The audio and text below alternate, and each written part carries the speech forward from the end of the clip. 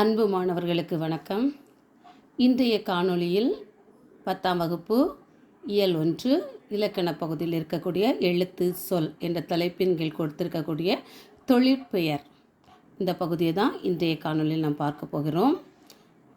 முதலாவது தொழிற்பெயர். தொழில்னா என்னென்னா, நம்ம ஒரு வேலை செய்துட்ருப்போம். ஒரு வேலையை தான் நம்ம தொழில்னு சொல்கிறோம்.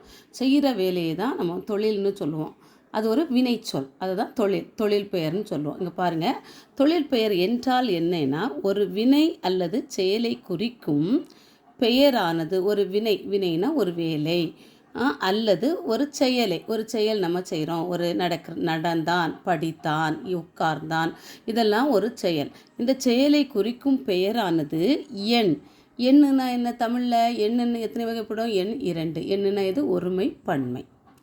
ஒன்று இருப்பது ஒருமை, நிறைய பல இருப்பது பன்மை. என்னன்னா ஒருமை பன்மை. இடம் நம்ம படித்தோம். தன்மை, முன்னிலை, படர்க்கை. காலம், இறந்த காலம், எதிர்காலம், நிகழ்காலம்.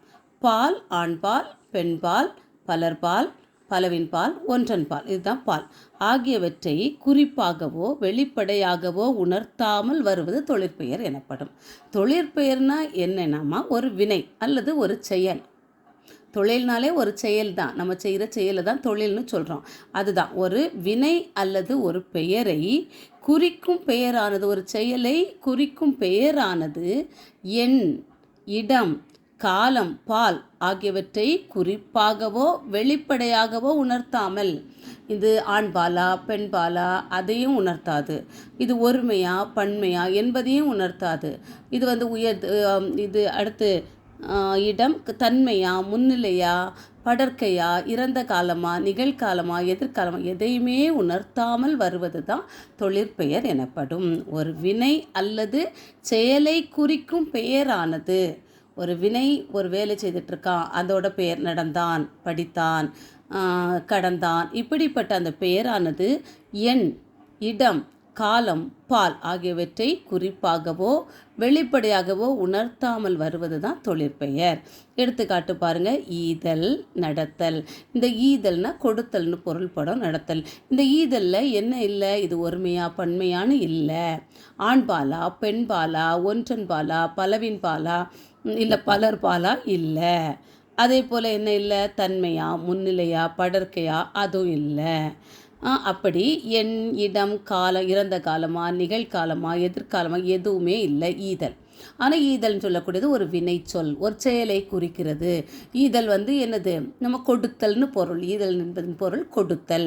அது ஒரு வினையை நமக்கு குறிக்கிறது, ஒரு செயலை குறிக்கிறது. ஆனால் அது எதை குறிக்கலை? என்ன குறிக்கலை? ஒருமையா பன்மையான்னு குறிக்கலை. இடம், காலம், பால் எதையுமே குறிக்காமல் வந்திருக்கிறது தான் தொழிற்பெயர். அதனால் இது ஒரு தொழில். கொடுத்தல், ஈதல் ஒரு தொழில், ஒரு செயலை குறிக்கிறது. நடத்தல் இதில் ஆண் நடந்தானா பெண் நடந்தானா நமக்கு விகுதியை வச்சு தான் எதுவுமே கண்டுபிடிப்போம். விகுதியில் இருக்கக்கூடியது ஆண் வந்தால் ஆண்பால், ஆள் வந்தால் இல் வந்தால் பெண்பால் அப்படின்னு நம்ம கண்டுபிடிப்போம். காயில் வந்தால் பலர்பால் கண்டுபிடிப்போம். அது மாதிரி இதில் எதுவுமே கொடுக்கல. நடத்தல், இது இறந்த காலத்தில் நடந்தானா, நடந்தான், நடப்பான், அப்படி எந்த ஒரு காலத்தையும் இது குறிக்கல. நடந்தார்கள் அப்படின்னு சொல்லிட்டு ஒரு ஒருமையா பன்மையா எதையுமே இது குறிக்கல. அப்படி வந்ததுனால இது ரெண்டுமே தொழிற்பெயர், ஈதல், நடத்தல். இப்போது விகுதி பெற்ற தொழிற்பெயர்கள். இப்போ விகுதினா என்னன்னு நமக்கு தெரியும். பகாபதம், பகுபதத்தில் படிச்சிருப்போம். பகுபத உறுப்பிலக்கணத்தில் நம்ம என்ன பண்ணுவோம்? ஒரு வார்த்தையை பிரித்து எழுதுகின்ற போது முதலில் வரக்கூடியது பகுதி. இப்போ நடத்தல எடுத்துக்கோங்க. முதல்ல இருக்கக்கூடியது கட்டளை வாக்கியம் நட தான் வரும். லாஸ்டில் ஆன், ஆல், இன் அப்படின்னு வரக்கூடிய அந்த கடைசி இறுதியில் வரக்கூடியது தான் என்னது? விகுதி. முதலில் வரக்கூடியது பகுபத உறுப்பிலக்கணத்தில் முதலில் இருக்கக்கூடியது கட்டளை வாக்கியமாக வரக்கூடியது பகுதி. அடுத்து கடைசியில் இறுதியில் வரக்கூடியது ஆல், ஆன், இன் அப்படிலாம் வரையில அது என்னென்னா விகுதி. அதான் விகுதி பெற்ற தொழிற்பெயர்கள். இறுதியில் வரக்கூடிய விகுதி பெற்ற. அப்போது இதை என்ன பண்ணலாம்? பிரித்து எழுதலாம். நம்ம போன வகுப்பில் பார்த்தோம்.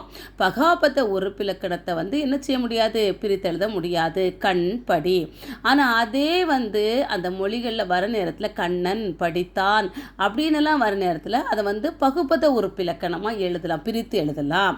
அது மாதிரி தான் இதில் விகுதி பெற்ற தொழிற்பெயர்கள்னால் என்னன்னா, வினையுடன் விகுதி சேர்வதால் உருவாகும் தொழிற்பெயர் விகுதி பெற்ற தொழிற்பெயர். வினை அடியுடன், வினை அடினா என்னது?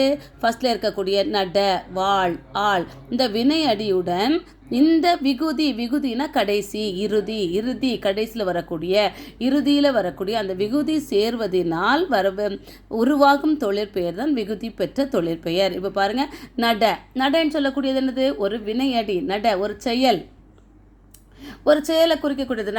நடன்னு சொல்லி ஒரு கட்டளை வாக்கியமாக நான் சொல்கிறேன். நட, வாழ், ஆள், இதெல்லாம் பகுதியில் வரும்.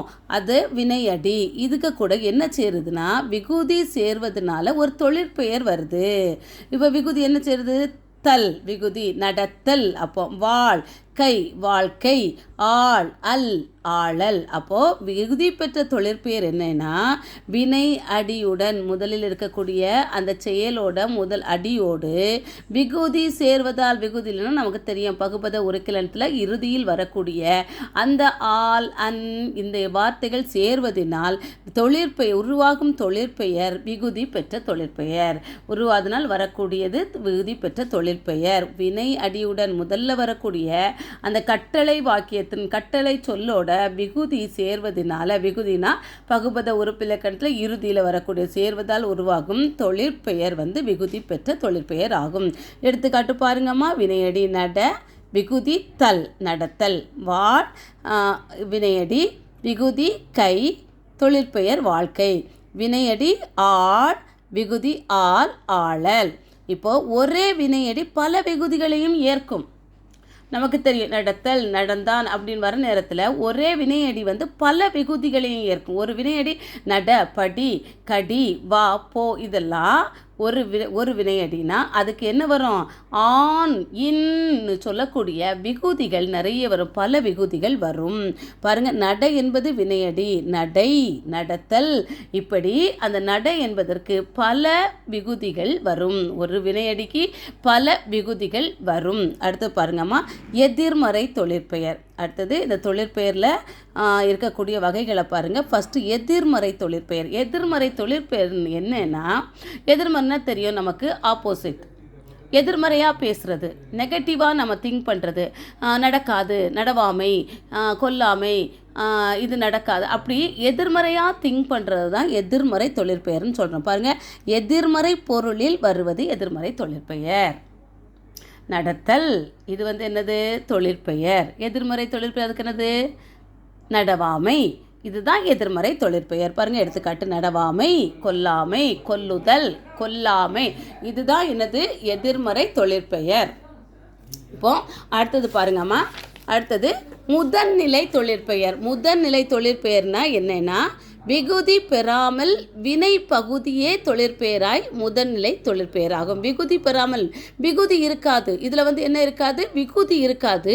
வினை பகுதி முதல்ல இருக்கக்கூடிய அந்த முதற் பகுதி, அந்த பகுபத உறுப்பிலக்கணத்தில் முதல்ல இருக்கக்கூடிய அந்த வினை பகுதி தான் தொழிற்பெயராகும். இதுதான் முதன்நிலை தொழிற்பெயராகும். விகுதி பெறாமல் வினை பகுதியே தொழிற்பெயராதல் முதன்நிலை தொழிற்பெயர். விகுதி மட்டும் இருக்காது, கடைசியில் வரக்கூடிய அந்த பகுபத உறுப்பிலக்கணத்தில் இறுதியில் வரக்கூடிய அந்த உறுப்பு இல்லாமல் முதல்ல இருக்கக்கூடிய அந்த பகுதி மட்டும் இருக்கக்கூடியது தான் என்னது?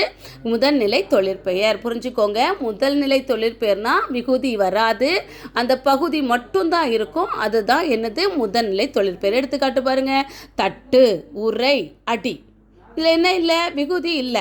இச்சொற்கள் முறையே தட்டுதல், உரைத்தல், அடித்தல். பார்த்தீங்களா? இதோட என்னது? இதோட விகுதி சேர்ந்த என்ன ஆகும்? தட்டுதல், உரைத்தல், அடித்தல் என்று பொருள்படும் போது முதல்நிலை தொழிற்பெயர்களாக ஆகின்றன. இது எப்படி? தட்டுனா தட்டுதல்னு பொருள்படும், உரைத்தல் பொருள்படும், அடினா அடின்னு தொழிற்படும். ஆனால் இதில் விகுதி இல்லாதனால இது முதல்நிலை தொழிற்பெயர் எனப்படுகிறது. விகுதி பெறாமல் வினை பகுதியே தொழிற்பெயராதல் முதல்நிலை தொழிற்பெயர். ஆனால் இதில் வினை சொற்கள் தான், ஒரு செயலை குறிக்கக்கூடிய சொற்கள் தட்டு, உரை, அடி. இது என்னது வினை சொற்கள் தான். அடுத்து பாருங்க, முதல்நிலை திரிந்த தொழிற்பெயர். திரிந்து வரக்கூடியது. திரிந்துன்னு சொன்னால் ஒரு எழுத்து இன்னொரு எழுத்தாக மாறும், குரில் நெடிலா மாறும். ஒரு எழுத்து நினச்சி அப்படி மாறக்கூடியது தான் என்னது திரிந்த. தமிழில் திரிந்தன்னு சொன்ன இந்த பால் தெரியுது இல்லை, மோரா தெரியுது, தயிரா தெரியுது மாதிரி இந்த எழுத்துக்கள் இன்னொரு எழுத்தாக மாறும், அதுதான் திரிந்த. பாருங்க, முதல்நிலை திரிந்த தொழிற்பெயர். விகுதி பெறாமல் முதல்நிலை திரிந்து வரும் தொழிற்பெயர் முதல்நிலை திரிந்த தொழிற்பெயர். விகுதி பெறாமல் என்ன செய்யும்? விகுதி இருக்காது. அந்த மேலே சொன்ன முதல்நிலை தொழிற்பெயர்னு அதே மாதிரி தான் அதுலேயும் விகுதி இருக்காது. விகுதினா இறுதியில் வரக்கூடிய அந்த உறுப்பு இருக்காது. அதை விகுதி பெறாமல் முதல்ல வரக்கூடிய அந்த பகுதி என்ன ஆகும்? திரிந்து இன்னொரு எழுத்தாக மாறும். இதுதான் முதல்நிலை திரிந்த தொழிற்பெயர். எடுத்துக்காட்டு பாருங்கம்மா, பேரு. பெருன்னு சொல்லக்கூடியது பேருவா மாறும். தொழிற்பெயர் என்னது? கெடுதல். முதல்நிலை என்னது? கெடு. திரிந்த அந்த முதல்நிலை கெடு, ஆனால் அதில் என்னது? திரிந்து வரக்கூடியது கேடு. இந்த கே என்கிற எழுத்து கே என்கிற எழுத்தா தெரிந்திருக்கு. சுடுதல். தொழிற்பெயர் என்னது? சுடுதல். அதோட முதல்நிலை என்னது? சுடு. முதல்நிலை என்னது? சுடு. அதோட திரிந்த எழுத்துனது எந்த எழுத்து? சூவா மாறி இருக்கு, நெடுலாக மாறி இருக்கு. அப்போது தொழிற்பெயர்னா எண், இடம், அது இதெல்லாம் காலம், இது எதுவுமே இல்லாமல் வரக்கூடியதான் தொழிற்பெயர். பாருங்கள், இதில் ஒரு கெடுதல் தொழிற்பெயர். இதில் முதல்நிலை தொழிற்பெயர் எது? கெடு. முதல்நிலை தெரிந்த தொழிற்பெயர் எது? இந்த கேயா மாறி இருக்கு, கேடு. சுடுதல். சூடு. இதுதான் சுடுதல் என்பதன் முதல்நிலை சுடு. இது திரிந்த தொழிற்பெயர் என்னது? இந்த சூவா மாறி இருக்கு. அப்போது இன்னைக்கு நம்ம வகுப்பில் தொழிற்பெயரை பார்த்தோம். தொழிற்பெயர்னா தெரியும், ஒரு வினை அல்லது செயலை குறிக்கக்கூடிய இந்த தொழிற்பெயர். அதுக்கு கீழே விகுதி பெற்ற தொழிற்பெயர்கள் ஒரே வினையடி பல விகுதிகளாக ஏற்கக்கூடியது எப்படி? எதிர்மறை தொழிற்பெயர் எது? முதல்நிலை தொழிற்பெயர் எது?